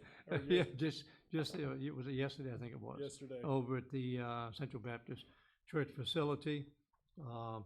But no one has expressed interest. I will tell you, it's a great sport. In my day, I could actually play a mean game of it, but I gave it up. When my back gave up, I had to give up the game of racquetball. So I certainly would entertain that notion if anybody brings it to me. All right, Councilman Rinse, Completely agree with, Councilman Chris Rinse, will you play me in racquetball if we get a racquetball court? there. Sure. Somebody get Do the I get a oxygen. handicap? All right, so we're through the questions that are on here right now. I do have a couple that I want to make. We're running. We got just a few more minutes. So again, if you have any questions, please comment on CCTV. Ken, we appreciate you coming out today and hosting this for us. It's been pretty productive. We've had quite a few questions. So let's do this. Let me ask you. I'll start with you, Ms. Roy, and then I'd like for all three of you to comment on this. The first part of your question is, what do you think is going well at the city right now? And the second part of your question is, what do you think the city can improve on? I think that the team effort, the mindset, cooperation between departments, not only within the city but within the county, is excellent compared to where it has been for the 7 years I've been here. So there's a lot of communication. Okay. But on the other hand, I think the communication can be better. I know you and I've been working on some direct lines of communication. If it's a council question, it comes to me or it comes to Right. you, and to get those items where we need, because we have people speaking that might not know all the facts. But if we could get the questions and set up a direct line of communication, and that was, one reason for getting all that social media out there, that gives more outlets for people to get the questions in and get them taught, so that one person or two people can monitor every social media that we have and see all those questions coming in, rather than one person doing this one and one person doing this one, and 3 different answers going out to the same question. So communication is good and communication needs work. Good. Mayor Witten, what do you think is going well and what do you think we can improve on? Well, again, I agree with Betsy on that, and that is our teamwork is awesome. And I'm real careful when I address that, because I was a member of the previous team too. And it's not that we had a really good team. The thing we were missing was a leader and a direction. We had a fragmented government where we had an end of it part-time people trying to run a city of 25,000 people, and just didn't work very well. Not because the people didn't want it to. We had great people, they worked hard. It was very difficult. By you, the people, allowing us to change the charter and developing a new form of government, and having a full-time CEO for the city, or city manager, has made a big difference in how we approach things. So our teamwork has gotten even better. It's great. Communication, well, that was the first meeting I had as the mayor, is how do we improve communication? Right. And it's an ongoing thing. You don't say we're gonna do this and then you just drop that. You keep on hearing from people. If we're hearing from people, we're not communicating well enough, then we try everything else. We go on Facebook more. We have more interviews on WAAZ radio. We interface with the Crestview News Bulletin, Daily News, whatever we need to do. But I would say, if I had to say the one thing that we really need to improve on, I mean, everybody's gonna say traffic, but we're working as hard as we can on traffic. So I would have to say that we move forward as quickly as possible on our recreation resources. And I'm aware as anybody else, things not gonna change overnight. I've told people that, not gonna change overnight. But we certainly need to put as much effort into that, because that's the thing that when I was sitting as a council member, we would always hear all the complaints about the roads, but amazingly, Mayor Cato was always getting beat up on the recreation and parks. Right. So it was kind of divided there. And so I see that on a daily basis. So I would say that we really have to work hard on that. Okay. Councilman Rinsich, what is going well and what do we need to improve on? Well, the good thing about being the third one, I kind of get to reiterate a little bit of what I'll they reverse said. that. Yeah.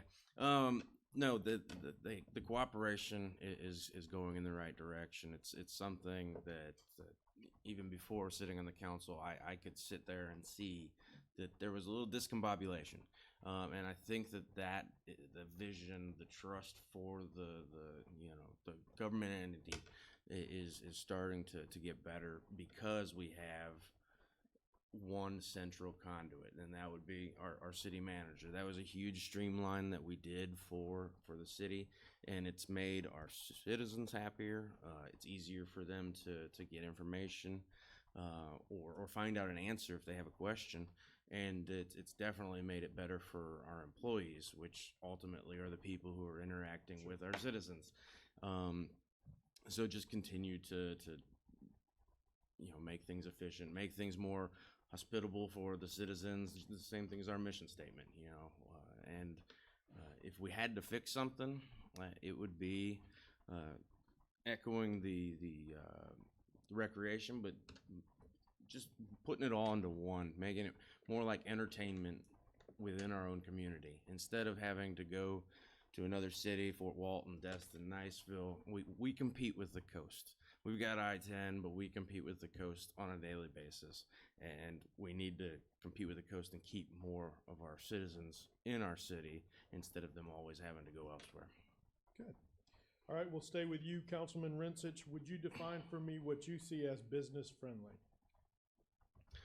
Business friendly is if you call and ask a question, you're gonna get a response returned, and it's gonna be within a reasonable time frame. If you point out something that, hey, this doesn't really make sense, what you've said is actually listened to and assessed. Now maybe it is the best way that we do it, but maybe it's something that we did overlook. So just that back and forth, the communication, speed. Now obviously we have to go through everything. We have to make sure, because we're ultimately protecting everybody else who's a citizen within the community. But we cannot have development orders grueling on and on, because every day that adds on, it's more money. It's more money. And business, they have to look at all that. Things need to be efficient and as fast as possible, but still be thorough. All right. Mayor Witten, what is your Yeah, definition well, of business friendly? very much like Andrew's, and because the communication might tie in with it, but we were known as what fast track is, to get the businesses on and take care of them as quickly as possible. We were known as slow track. Quite honestly, I mean, we were. And businesses would come to me when I was president of the council and say, I don't want to come back. I don't want to deal with starting a business in Crestview. And that's a terrible thing to hear. And so I see we're making great leaps and bounds in that area, and that's what we really need to do. Is businesses need to know we value them, we want them here, and we want to get them through the process as quickly and smoothly, but as legally, as Andrew said, as possible too. Okay. Ms. Roy, would you like to define what you think business friendly is? I think business friendly is if somebody walks in to City Hall, whether it's to my office, your office, or developmental services, and wants to open a restaurant, that they have a checklist of, this is what I have to have.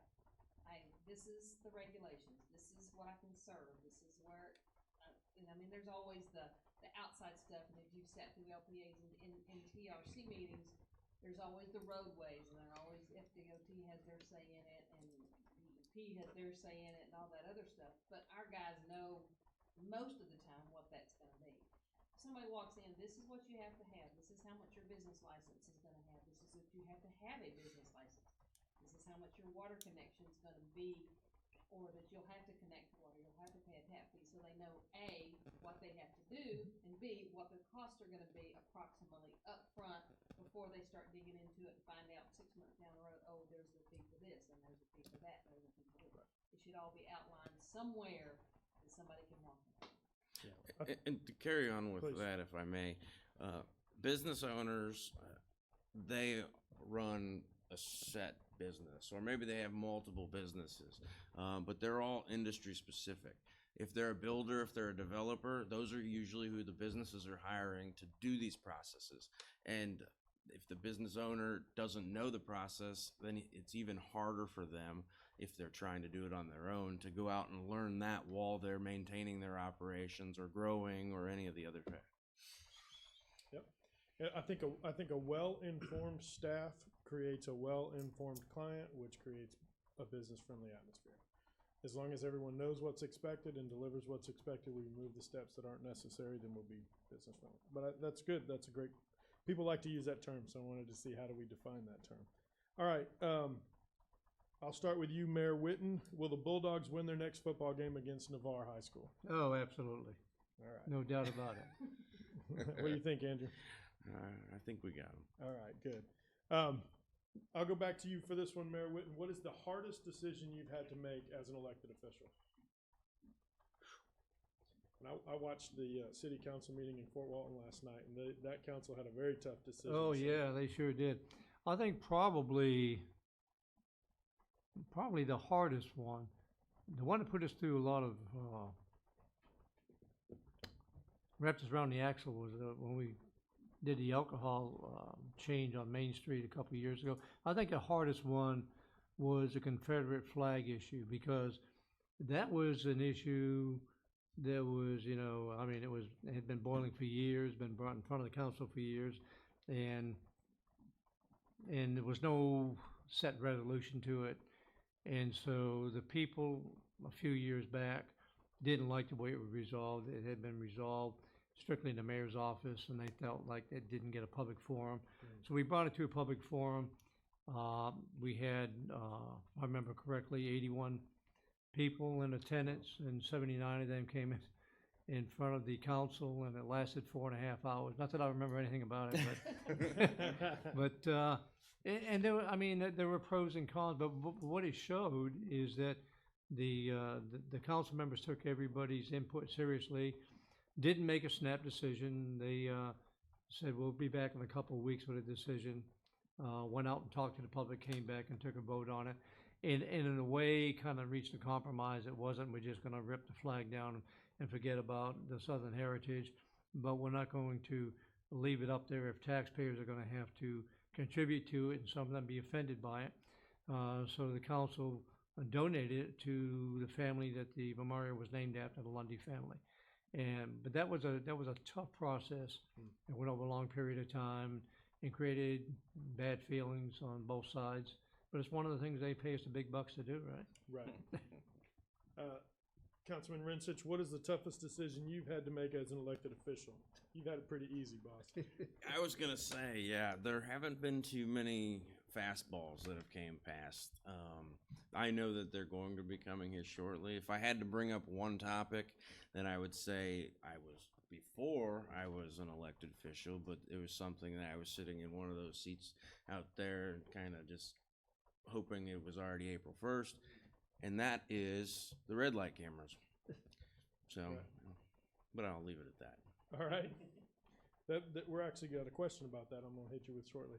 Ms. Roy, I wanted two things. There was a comment that said, does the checklist that you mentioned exist already? I know y'all are, I know the community development services are working on it, and it is available now. It is available, yes. See, that's on that communication. That's a communication thing. So what is the hardest decision? Now, you've been in an interesting role as an elected official because you've had experience on the daily operational side. So I'll be interested to see what has been your hardest decision that you've had to make as an elected official, because you don't vote, but you deal with issues every day. Hardest decision, and I've told people this in the past, one of the things that I promised when I was appointed to this job was that everything would be done fairly, because we had some issues when I was in the utility billing department with some people being excused from paying and some people not being excused from paying, or given time payments, which we don't do. And I guess one of the hardest decisions, because you see the people that are come in and every 2 months they get cut off and they move and they get cut off and they move, and those are the easy decisions to say, no, I'm not extending your water bill, you have to pay it or else. The hardest ones is to know that that person is really sincere and they really can't pay and they have no choice, but I didn't have a choice but to hold them to the same standard that we had to hold everybody, and that was probably the hardest decision I ever had to make, was not to just pay Shutting the bill. someone's water off. Me too, actually, that and some police-related conversations that we've had to have. So, my next question is for you, Andrew, Councilman Rinse. Have you received a red light camera violation yet? I have not. Mayor Witten, have you? Close, but no. Miss Roy? Nah, I think mine's in the mail. no. I think it's about 2 weeks ago, I was headed to the police department, and I think I got one coming. To give somebody a recognition at 6 in the morning, I think I'm gonna get a recognition of my own. Now, I will say that because of that, I have slammed the brakes pretty hard on a 10,000-pound truck, and Right. it stops as long as it's not raining. But yeah, All right, so probably one of the toughest questions so far. Tomorrow, or not tomorrow, but Thursday, we will be bussing tables at Desi's. So I felt it was important that we had a question related to Desi's. Mayor Witten, do you like the fried chicken or the fish better? Gotta be fried chicken. Councilman Rinsich? don't they have a dessert there? area? Yes, they do. Okay, That it'd bread probably be pudding. that dessert area. That wasn't your choice. I love the way he totally ignored the question. Miss Roy? Before I stopped eating fried chicken, fried The chicken. chicken's pretty dang good. Pretty good. All right, so we've got just a few more minutes. We haven't gotten any more questions. I will share this with you, council members, and Ms. Roy. It says, Mr. Brian Cumrano said, I like the direction the city is, I think the direction of the city is very encouraging. The efforts you guys are making aren't unnoticed. I think it is better and more open-minded than I've ever seen it. So that's encouraging for Well, us. that's good Thank to hear. you. Good to hear good words. Yes, sir. All right, Councilman Rinsich, I already know the answer to this, I think, but yesterday you worked at the library. Who is your favorite author? Oh man, R.L. Stein, would that be Goosebumps? Probably. I don't know. Good. No, there was a little kid who was determined to take a Goosebumps book out yesterday. And I will say, working at the library, I didn't realize how much our library was actually utilized until being in there and trying to check in and check out and do a bunch of stuff on the computer and play with the cash register. And yeah, it was interesting. I will say that in my career, I've always tried to do ride-alongs and or work besides. That was one of the most eye-openings I think I've ever had. The number of people coming in and out of that library with all the activity going on. It was like a Chick-fil-A line over there, trying to keep people straight. Mayor Witten, who is your favorite author? Before we get to that, did you get any of those pancakes? I didn't get any. I did. Did you really? Yes, I Oh, actually man. made a Wonder Woman pancake and a Paw Patrol pancake. I got there too late. Well, I will tell you, in the day, I used to love to read espionage books, so Robert Ludlum quickly became my favorite author. He just wrote some awesome spying espionage books. Good. Miss Roy, who's your favorite author? Or do you have one? I have lots of favorite authors. I read a lot of, after working here all day, I read a lot of nonsense books because, nonsense is my life. So Charles Schultz. Yeah, pretty much. Probably, if I was gonna pick an author that does a bunch of books, it would be J.K. Rowling, that I very much. Okay, fantastic. Mine's a guy by the name of Mark Goodwin. So, we did get another question, and I'll pose this one for you, Councilman Rinsich. What is the next chicken restaurant on the horizon for Crestview? I am not currently aware of any chicken restaurants coming. No. Yeah. Mayor Witten, what's the next chicken restaurant you would like to see in Crestview? Check out. Yeah. All right, on a little bit similar, Mayor Witten, will stay with you. If there was one business that you could choose to locate to Crestview right now, what would that business be? Are you talking about, well, I'm not gonna tell my personal interest, because my personal interest would be a big sit-down restaurant like Olive Garden, something like that. And I hear it a lot from the people. But I think the most frustrating thing I hear from people is that common everyday things, especially men and women's clothing and Okay. shoes and those kind of things that they don't seem to have available here. So I would like to see some kind of a department store come in here that would take care of those kind of needs of the people. All right. Councilman Rinse, what, if there was one business that you could guarantee would come to Crestview right now, what would it be?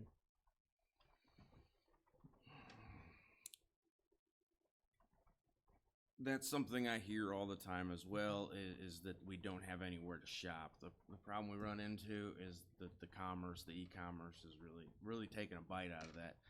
But the other thing I hear all the time that we need is gonna be a sit-down restaurant. So a good Texas Roadhouse, a good steak restaurant to go out and have a nice dinner. Right. Got a glass of wine. Miss And a glass of Roy, wine. depends on where it is. Miss Roy, what, if you could bring one business to the city of Crestview, what would that business be? Well, I'm gonna disagree about the sit-down restaurant because while I would like other restaurants to come in, we do have a lot of sit-down restaurants, and they're good local restaurants, good steakhouse, good seafood. So I think the barbecue. So we do have places for people to eat. They just, if you don't wanna change. We don't like to eat at chains in my house. If we're traveling, we go to local diners. For full disclosure, what did you do previous to being the city clerk? I didn't say I wouldn't work at one. I said I don't care about Well, another company. I was wondering if that had an influence on your desire not to have, I'm just messing. No, but I still rather eat local. Me too. But again, since Payless closed, I have no place to go buy shoes anymore. Which makes Oh, me goodness. extremely happy. But a moderately priced clothing, Okay. above Walmart, but not quite Nordstrom's. Right. Well, I'm a little bit cautious to say what mine is, because if we get it, people will think there's some reason, but I would absolutely have to say that I've been married 25 years, and by end of December, beginning of January, I'll be moving my family here. And so my wife has said I won't see 27 years if we don't get either a TJ Maxx, a Home Goods, or Marshalls. So those are probably on the top of the recruiting list. My wife will vote for her on that one. Yeah, she loves to collect that pottery that Ray done. So, all right, it says one of the comments we had. It's not a question, but is a comment. It says, "Please continue to use Facebook to share the truth with the citizens. The rumors get out of control." Ms. Etheridge, we absolutely like our page. We're constantly on our page. The mayor does videos every week. And so we definitely want to stay engaged. One more question, or another question that I have for you, and I'll start with you, Councilman Rinse. What's the most recent citizen complaint that you received, and what should we do about it? The most recent is going to be something that even from sitting in one of the seats in front of me, I heard numerous times, and I've heard it now twice since taking the seat, and that is the quality of service that you pay for, since it's not a feature that the city is currently doing, but the garbage pickup and how some of that is not at the citizens' desired level of satisfaction. The answer to that, I don't know yet. But as those negotiations come back up with Waste Pro, that'll be something that we'll be able to assess at that time. Good. Mayor Witten, what is the most recent complaint that you received, and what should we do about it? No, the most recent is animal control. And what we should do about it is what we're doing right now, and we're looking at, can we bring it to a different kind of control, or maybe a coalition between the city and the county, or something else. What we have right now doesn't seem to be able to satisfy the needs of the whole county. And I get a lot of complaints, not just about the control, but the treatment of offenders after people are found guilty of, say, dog fighting or whatever. No repercussions for that. And so it's something we're looking at. I know you're looking at it with the county about what we could do if we could ever take that back over. It just seems like it's too overwhelming for the people that have it right now. Absolutely. Good. We'll ask two more questions, and then we'll wrap that up, because we're getting close to the end of our time. I will say it, I would have never thought we could fill our whole time, so I appreciate you all coming and giving a couple hours of your day. First question is to you, Councilman Rinse. Do you believe that City Hall should be downtown, or do you think it should be anywhere? Where else in the city would you think it should be? I would say downtown. It's centrally located, and even as the community continues to grow north, it's still going to be centrally located. Yeah, so I'd be downtown. Mayor Witten? Yeah, I like to keep it downtown. This is the historic part of the city, and I think our city government needs to be down here. All right. Ms. Roy, you want to comment on that, since you work in the building? Since I work in it, I'd like to see the building upgraded or expanded. I don't necessarily wanna see it out of the downtown area, but I believe it could be located, more conveniently. Okay. We did get a question, that said, has anyone looked into the backflow test that must be done every year on sprinkler systems? Either of you want to comment on that? I myself just learned about those. Do you have a sprinkler system? I have a backflow at one of my Right. commercial buildings, and I was completely unaware of it until I received a letter in the mail. So I would defer to the city manager on that. Mayor Witten, would you like to comment? And then I'll Well, be back. yeah. I know. I mean, I'm aware of it because I have a well on my house and I have a backflow. I'm not quite sure I ever understood the explanation why, since it has no way of mixing with the city water whatsoever. But I saw it challenged when I was in Hillsborough County in the court system, and the individuals lost. The county does have, county city has the right to do that, and so I told the line and allow people to come in and do it. I think the question would be, the question I received a couple of years ago is that we used to have an independent individual do it. Right. And now we do it through public services. And the question is, if you're charging me and you're using an employee of the city who's getting paid to be on duty at that time, are you not making money off it? I don't know the answer to that. Right. Okay, would you like for me to address both Sure. questions? All right, so as we talk about backflow preventers, the importance for a backflow preventer is that we don't get cross connection and contamination in our water system. It takes a very little amount of certain chemicals to create contaminants in the water system which are unsafe to people drinking the water.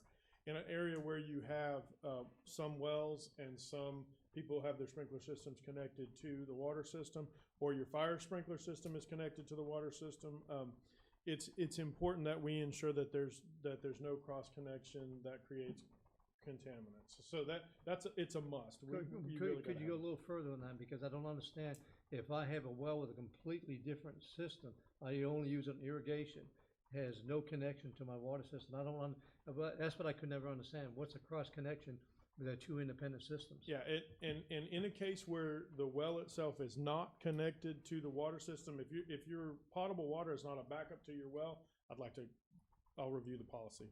I'd like to understand that better, why we have that in place, and we'll talk with public services about that. But if there's no way that it can interconnect, then we need to look at how that process is That's put what I together. never understood. The question as to whether or not we charge for that, because of the type of service that it usually is, it's usually in a case where you're using potable water to do your sprinkler system. The fact that we allow that to occur does put an additional burden on staffing. We have to be able to afford that staffing. So the term of making money, Roy commented earlier about, like with Parks and Recreation, where does the money go that comes in? Well, it's the same thing. All of the money that comes in utilities is used to fund the utility department. And so people who don't have that service, that cross connection, shouldn't be paying for people who do, is the reason. That was probably originally implemented. But we'll absolutely review the policy, especially if you've got a well that's not connected. I'll take a look at it, our policy, and see what's going on there. Thank you. Mine just connects my water to my building. I don't have a. Yeah, but yours is a commercial building, and in your particular case, because of some of the business that goes on, you definitely need it. We don't want that stuff getting in our system. All right, so let's see. Could you please keep us updated on businesses coming and looking to come to our town, maybe a list or the website? So there was a question about opportunities. Do we want to keep people informed on businesses that are coming to town? Would either one of you like to address that? And then I'd like to address that because sometimes people ask me what's coming to town, and I can't tell them because they don't they don't really understand. Sometimes when a business initiates an interest, we sign a no public disclosure agreement with them. Right. There are reasons they don't want people to know they're coming into town, whether it's competition or the price of the real estate goes up or whatever. So sometimes we know their business is coming in, we just plain can't address because we're held to that statement. But now I think anything we're aware of, you let us know right away, and we talk about that. That wasn't always the case. Right. So I couldn't answer it any better. There are times when you do not want to make public that a business is seeking to come here for competition reasons, cost to get the land, all of that kind of stuff. And what happens a lot of times, just like when the city announces that they're interested in a piece of property, the price goes up so fast that we end up not being able to purchase it. So great, good stuff, good stuff. One thing I did want to say, again, I want to thank Ken from CCTV for coming out this afternoon. Anybody who doesn't know this, Ken does not charge us. CCTV does not charge us for the service they provide. So make sure you support the people who support him and give him an opportunity to be here. We appreciate that. Before we wrap up, the last question, we'll make it an easy question for you, Councilman Rinse. What is the favorite Halloween costume you've ever worn? Oh, God. A pumpkin. I don't know. You were a pumpkin? I was a pumpkin when I was a kid. Will you come as a pumpkin on No, that Saturday? outfit doesn't fit anymore. I was probably about 5. Councilman Pumpkin. I'm going to call him that for now on. Hey now. Mayor Witten. I just wear a mask of my own face, and it's very effective. You can come in with your piece. I'm thinking about coming on the 11th as you. Okay. I was gonna borrow one of your shirts, but I don't fit in them. You never get the pancakes with my face on it? I didn't get the You didn't pancakes know, made right. with your face on them. We did have Batman though. We did have a Close Batman enough. pancake. Close enough. I Emily, like that, man. one of our librarians made a Batman pancake. And also, while we're on the air, I would like to say the city did not spend taxpayer dollars to buy a pancake robot. Since that question came up, the pancake robot was loaned to us from the libraries. So that's how we got that. Miss Roy, what's your favorite costume? My favorite costume? Probably the one I got for last year, which is very easy. It's basically a T-shirt with this is my scary city clerk costume. Or you can't scare me, I'm a city clerk. That's my probably my favorite. I love it. All right, we did get one more question. It says, can you talk about building restaurants and where you can eat but not exercise equipment publicly available to your citizens for their health? I'm not sure I understand the question. We do not have gym equipment available. We have the opportunity to maybe purchase some in that. Well, with that being said, we do have the exercise equipment at Twin Hills Park. There you go. We Yeah. do. We have outside exercise equipment. And not only Twin Hills Park, we also have it at the Northview Park where the new disc golf course is going. We also have it at Carver Hill, the Allen Park in Carver Hill. So, all right. Is there any- No, wait a minute. I'd like to put you on the spot now. Yes, sir. Last question for you. What are we doing with the senior building at Spanish Trail Park? It's really underused. I'd like to see what we're going to do with it. So part of our, I'm about to punt, in case you want to know. My favorite Halloween costume is going to be the punter for Alabama, who did a great job this week. Right now, we're in the process of putting all of our information together for the strategic plan for the Parks and Recreation Department. I think that the senior building at Spanish Trail Park is something that we definitely will be looking at because of the level of utilization. And I will, spoiler alert, we will be talking about Spanish Trail Park as a whole. And are we maximizing the use of that property? Is there a way that we can provide park services? We still intend to keep park services on it, but I want to ask, the council has expressed to me multiple times, and some of the citizens have, about, some sort of a sports complex, and the cost for us to get into the sports complex business is more than we can swallow at this time, but we may be able to rearrange that property. So we'll be talking more about it in the future. So my question to you, Mayor Witten, is did you appreciate my answer that didn't tell you anything? No, I mean, no, it did. It told me you're looking at it. We're going to develop a strategic plan, and that's good because we need to utilize all those recreation facilities. And you hear me say it, you heard me say it 10 times before you hired me. Planning is the key to any success. Strategic planning is essential. We need to do that now for our recreation department, especially as we have gained momentum over the last 2 months with all of these new opportunities to provide types of recreational services. You all need to, and the citizens need to help me prioritize it because the money is not limitless. So, all right, Mr. Rinse, Councilman Rinse, I'll start with you for closing comments, and then I'll go to you, Ms. Roy, and we'll close out with the mayor. Well, if I say that this is a great event, you know, especially being able to sit here and see how many people are actually engaged online. And yes, it is the middle of a work day, so if we move forward and do any more of these, maybe we can do some of these in the evening, especially if it's something that you guys would love to see more of. But thank you for watching. Thanks for everybody putting it on, and thank you. All right, Ms. Roy? I agree. This has been kind of fun. I would like to, we didn't talk much about the community redevelopment agency, but I wouldn't mind doing the same thing because we've got some great things going on over there too, and having the same kind of format for the CRA board. Absolutely. Mayor Witten? Well, I like to say, you know, every year we do activities for all of the city government week, and this was a great enhancement to it. Having this being live on Facebook, although I disagree with Andrew. I think maybe we need to do it 3 o'clock in the morning because that's when many people are active on Facebook. The engineers. Right. It will be all of the Facebook engineers and Commissioner Pound. But anyway, no, this was good, and the meeting we had on Monday night, because of the football game, we didn't draw quite as many people in the audience, but the remarks I heard after that, I heard it from many people that they never realized how many clubs and organizations we had in Crestview until you stand them all up there and let people tell you what they do. Say, oh, I didn't know we had that, didn't know we had. So that was a great event, and what we're doing today, and then you've already mentioned we're gonna be at Desi's busing tables, which means they need to expect a full house on Friday. Right. And then during the Fall Festival, we'll be manning a table there in order to give out candy and interface with the public or whatever. Community band will be playing at, what time are they playing? 2 o'clock? I'm not sure. No, anyway, I apologize. they'll be there playing. And then in the evening, we'll be out at the film festival at Spanish Trail Park. That'll wrap up City Government Week. Yes, sir.